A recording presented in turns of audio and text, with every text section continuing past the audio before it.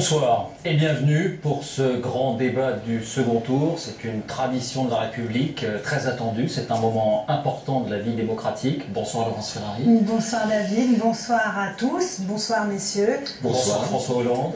Bonsoir. Merci de votre participation à ce débat. Les Français et les Françaises qui nous regardent permettront ainsi de vous juger à la fois sur vos programmes, mais aussi sur vos personnalités.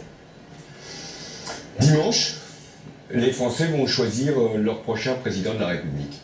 C'est une décision importante, grave, pour 5 ans. Et donc, je dois dire ce soir quel président je serai si les Français m'accordent leur confiance. Je serai le président de la justice, parce que nous traversons une crise grave, dure, qui frappe notamment les plus modestes, les plus travailleurs, ceux qui sont les plus exposés. Et donc je veux que la justice soit au cœur de toutes les décisions publiques. Les privilégiés ont été trop protégés. Et donc ce sera la justice fiscale, la justice sociale, la justice territoriale qui inspirera mon action. Je serai aussi le président du redressement. La France a décroché, le chômage est à un niveau historique, la compétitivité s'est dégradée, et donc je veux être le président qui redressera la production, l'emploi, la croissance. Ce sera un effort très long et qui appellera la mobilisation de tous les acteurs. Et c'est pourquoi je veux être aussi le président du rassemblement. Pendant trop d'années, les Français ont été opposés, systématiquement, les uns par rapport aux autres, divisés. Et donc je veux les réunir, car je considère que c'est de toutes les forces de la France dont nous avons besoin. Et c'est ainsi que reviendra la confiance. Elle est indispensable à l'action publique. La confiance à l'égard d'un président, la confiance à l'égard d'une politique, d'une vision, d'une idée de nous-mêmes qui nous permet de repartir de l'avant. C'est le sens du changement que je propose. J'ai écouté M. Hollande, c'est assez classique ce qu'il a dit. Moi, ce que j'attends du débat, c'est que tous ceux qui nous regardent puissent se faire une idée à la fin du débat. Il a dit qu'il serait un président extraordinaire si les Français le choisissaient, et que par conséquent, son prédécesseur, naturellement, n'était pas un bon président. C'est classique, c'est ce qu'on dit à chaque débat. Moi, je veux autre chose. Je veux que ce soir, ça soit un moment d'authenticité, où chacun donne sa vérité, et que les Français en liberté choisissent. Pas avec des formules creuses, pas avec des propos entendus, où chacun se dénierait les qualités qu'on pourrait se prêter par ailleurs. En vérité, c'est un choix historique. La France n'a pas le droit à l'erreur. Nous ne sommes pas dans une crise, M. Hollande, mais dans des crises. Et mon ambition, ça serait que tous ceux qui hésitent, tous ceux qui réfléchissent, se disent au moins, quel que soit mon choix, j'ai une idée précise des éléments qui vont me permettre de le faire. Juste un mot sur le rassemblement. Le rassemblement, c'est un très beau mot, c'est une très belle idée. Mais il faut y mettre des faits. Le rassemblement, c'est quand on parle au peuple de France, à tous les Français. Je ne suis pas l'homme d'un parti. Je ne parle pas à la gauche. Hier, je me suis adressé à tous les Français. Pas simplement aux syndicalistes, qui ont parfaitement un rôle à jouer. Le rassemblement, c'est de parler à tous ceux, y compris qui n'ont pas vos idées. Parce que lorsqu'on est président de la République, on est président bien sûr de ceux qui ont voté pour vous, mais on l'est aussi de ceux qui n'ont pas voté pour vous. C'est peut-être ce qui fait notre différence. Et enfin, je pense que ce débat doit être ce moment de démocratie où les Français, en refermant la télévision, se disent on peut aimer l'un, on peut préférer l'autre, on peut être en désaccord avec ce qu'ils disent, mais ils ne nous ont pas menti. Ils n'ont pas joué l'esquive. Ils ont été vrais. C'est ça notre défi, M. Hollande, être vrai. Oui, chacun aura sa vérité. Et chacun sera authentique. Je n'imagine pas que vous feindrez. Et vous ne pouvez pas penser que j'esquiverai. Donc, nous nous parlerons face à face, directement. Nous nous dirons les choses, sans qu'il y ait quelque chose à cacher, à dissimuler. Mais je veux revenir sur le rassemblement. Parce que je pense, comme vous, que c'est une notion essentielle pour notre pays. Et si vous avez le sentiment que pendant 5 ans, vous avez rassemblé tous les Français, vous ne les avez pas divisés, vous ne les avez pas opposés, vous n'avez pas montré celui-ci du doigt, celle-là de certaines distances, alors je vous donnerai quitus. Mais je sais que les Français ont eu ce sentiment. d'avoir toujours à être soumis à des séparations, à des clivages. Moi, je parle de mon côté. Je suis de gauche. Je l'assume. Vous êtes de droite. Vous pouvez l'assumer ou pas. Mais au-delà de ce qu'est notre appartenance politique, nous avons le sens, je dois avoir le sens, de la réunion, de la réconciliation des Français. Moi, je ne distingue pas le vrai travail du faux, les syndicalistes qui me plaisent et les syndicalistes qui ne me plaisent pas, les organisations patronales que je veux préférer ou d'autres. Non, je n'oppose pas les salariés du privé ou du public. Je n'essaie pas de savoir qui est né ici, depuis combien de générations, ou qui habite là.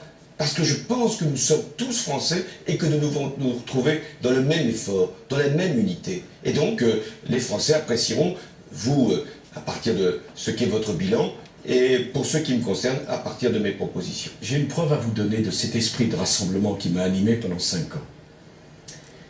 C'est qu'il n'y a jamais eu de violence pendant les 5 ans de mon quinquennat. Que je n'ai jamais été amené à retirer un texte qui aurait blessé ou créé un climat de guerre civile dans notre pays. Je suis depuis bien longtemps le seul président de la République qui n'ait pas eu à faire face à des manifestations de masse qui ont obligé à retirer, souvenez-vous de M. Mitterrand et de l'école libre. Des millions de gens dans la rue, et M. Mitterrand avec sagesse d'ailleurs qui retire. Souvenez-vous du CIP, du CPE, de tant d'événements de cette nature. Souvenez-vous de toutes ces réformes avortées dans l'université où tant de ministres démissionnaient. Pendant 5 ans, je n'ai eu qu'une seule idée en tête, qu'il n'y ait pas de violence. Et y compris pour une réforme extrêmement difficile, celle des retraites, il y a eu des manifestations, elles se sont passées dans le calme, personne ne s'est senti humilié, il n'y a pas eu de division, il n'y a pas eu d'émeute, il n'y a pas eu de violence. La France, dans ces 4 années de crise, a avancé dans un mouvement de réforme continu, sans aucun blocage, y compris pour le service minimum, y compris pour l'autonomie des universités. Je vais vous dire une chose, monsieur Hollande, c'est une fierté.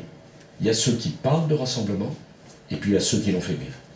Vous dites qu'il n'y a pas eu de violence. Heureusement. Et ça tient aussi aux organisations syndicales, à tous ces mouvements qui se sont créés, à un certain nombre de passions qui ont pu être évitées, à de nombreux élus locaux, j'allais dire à ces corps intermédiaires qui ont permis d'apaiser, de réconcilier et d'éviter qu'il y ait, et ce n'est jamais bon, violence ou irruption de manifestations ou de cortèges qui peuvent dégénérer. Heureusement qu'il y a eu des partenaires sociaux. Heureusement qu'il y a eu des interlocuteurs. Et puis par ailleurs, vous nous dites, j'ai assumé un certain nombre de réformes difficiles. Mais à quel prix pour les Français? À quel prix pour les injustices qui ont été creusées, les inégalités qui ont été aggravées? Et là aussi, c'est aussi parce qu'il y a eu une opposition qui a été capable de dire « attendons, soyons patients, les épreuves viendront, celle du suffrage universel, nous avons gagné toutes les élections intermédiaires ». Ça n'a pas amené l'opposition à dire qu'elle avait quelque légitimité que ce soit pour prétendre. Mais voilà, si un quinquennat se termine alors qu'il a été heurté, et s'il n'y a pas eu, comme vous dites, de violence, je pense que le mérite en revient à toute la société française. Je n'ai pas évidemment le seul mérite, mais je ne peux pas être le seul coupable non plus, monsieur Hollande. Nous n'avons pas le même projet. Le bilan de Nicolas Sarkozy a été décrit comme étant particulièrement lourd. Je me souviens de ce qu'il disait en 2007 dans ce même débat face à Madame Royal. Il disait, voilà, je voulais être jugé sur mes résultats. Je veux le plein emploi, je veux le progrès du pouvoir d'achat, je veux la maîtrise de l'immigration, je veux la sécurité, encore améliorée, je veux la compétitivité. Chacun jugera ce qui a été fait, ce qui n'a pas été fait. Moi, je veux changer. Changer de politique, changer de méthode, changer de conception de la République, changer aussi de démarche par rapport à l'ensemble de la société française. Je veux aussi qu'il y ait, sur le plan européen, un changement d'orientation. Donc, le choix est simple. Est-ce que les Français veulent continuer une politique qui n'a pas marché et qui, en plus, ouvrirait d'autres risques sur le temps de travail, sur la protection sociale, sur la fiscalité? Je ne veux pas que mes compatriotes prennent ce risque-là, mais c'est à eux d'en décider. Ou changer. Changer, ça veut dire faire du redressement de notre pays la grande cause. redressement productif, redressement industriel, redressement économique, redressement moral. Je veux que nous puissions nous retrouver sur la seule valeur qui vaille, la jeunesse. Je veux que l'éducation soit la grande priorité. Parce que c'est pour la jeunesse que je veux m'engager pour le prochain quinquennat. La seconde exigence, c'est la justice. Elle a manqué tout au long de ces 5 dernières années. Je la rétablirai partout. Je veux être jugé sur les décisions que j'aurai prises en fonction de ce critère, juste ou pas. Et enfin, je veux rassembler. Rassembler, non pas simplement les socialistes ou la gauche, comme vous l'avez dit, rassembler tous ceux qui sont attachés aux valeurs de la République, qui veulent que la France rayonne partout dans le monde, qui veulent que la France soit fière d'elle-même, qui veulent que les jeunes Français puissent porter un idéal. Je n'écarte personne, je ne repousse personne, je ne stigmatise aucune force qui existe. Nous avons besoin de toutes les forces de la France. Voilà le choix qui est posé pour dimanche. Continuez avec vous, Nicolas Sarkozy, ou changer. Il n'y a pas de peur à installer. Que les Français n'aient pas peur. Il n'y aura pas la spéculation que vous avez réclamée, il n'y aura pas la comparaison avec l'Espagne, il n'y aura pas l'invasion par des cohortes étrangères. Non, les lois de la République seront appliquées. La gestion sera saine, les finances publiques seront rétablies et l'économie sera activée. Voilà ce que je voulais vous dire. Moi, je ne veux pas porter une peur, même pas la peur de votre propre reconduction. Ce que je souhaite, c'est que les Français reprennent confiance et espoir. Moi, je veux m'adresser à tous les Français qui n'ont pas voté pour moi au premier tour, en remerciant les quelques 10 millions qui ont voté pour moi. Je veux parler à ceux qui ont voté pour Marine Le Pen. Moi, je n'ai pas pris une pince à linge pour me boucher le nez, monsieur Hollande. Et je ne leur ai pas fait de leçon de morale, parce que, voyez-vous, je ne fais pas de leçon de morale à des gens qui vivent dans les quartiers où je ne vis pas, ou qui mettent leurs enfants dans des écoles où je ne vis pas. Pour moi, il n'y a pas des sous-citoyens. Mais pour moi non plus. Ils ont eu le droit d'exprimer le vote qu'ils voulaient. Il n'y a que des Français, et je citoyens, veux, à égalité de droits. La règle, s'il vous plaît, monsieur Hollande, Et je que veux chacun ait pouvoir sa conclusion leur parler sans être interrompu. en leur disant, vous avez exprimé un choix, ce n'est pas le mien. Je vous respecte, je vous considère, j'ai entendu votre demande de nation, de frontières, d'authenticité, d'autorité, de fermeté. Je veux parler aux électeurs de François Bayrou également. Ils ont bien le droit, ils n'ont pas fait nos choix. Je vais leur dire une chose. Le cœur de la campagne de François Bayrou, c'est la réduction du déficit.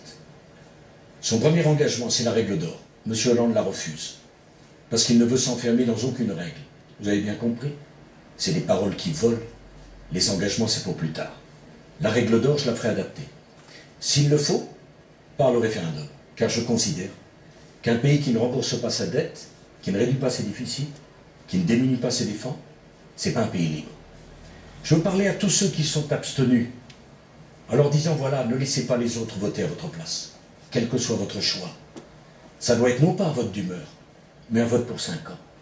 La question n'est pas celle de M. Hollande, ou de M. Sarkozy. La question, c'est vous, les Français. Quelle direction doit prendre la France? Quel avenir pour nos enfants? Nous sommes dans un monde dangereux, un monde difficile, où il faut savoir prendre des décisions, tenir un cap et assumer sa responsabilité. J'ai beaucoup réfléchi avant d'être candidat. Si je le suis, c'est parce que j'ai la passion de la France et que je souhaite vous conduire dans ce monde difficile pour les 5 années qui viennent. Merci à tous les deux. On est à égalité parfaite du temps de parole. Merci beaucoup David pour ce débat. Merci à toutes les équipes qui se sont mobilisées sur nos 2 antennes pour la réussite de cette soirée exceptionnelle à 4 jours du scrutin. Bonne soirée à tous. Merci à vous. Merci beaucoup.